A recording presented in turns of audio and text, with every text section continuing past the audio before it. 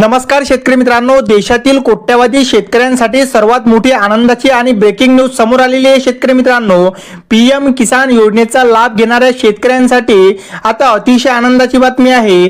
शेतकरी मित्रांनो, पीएम किसान योजनेचा जो 23वा हप्ता आहे तो तुमच्या खात्यावरती जमा झालेला आहे। शेतकरी मित्रांनो, आणि ज्या शेतकऱ्यांची केवायसी बाकी होती त्यांना हा हप्त्यापासून वंचित राहिले होते, परंतु आता पीएम किसान योजनेचे दोन्ही हप्ते तुम्हाला कोणत्या दिवशी मिळणार आणि हे पैसे कुठून मिळणार ते सुद्धा या व्हिडिओमध्ये आपण सांगणार आहे।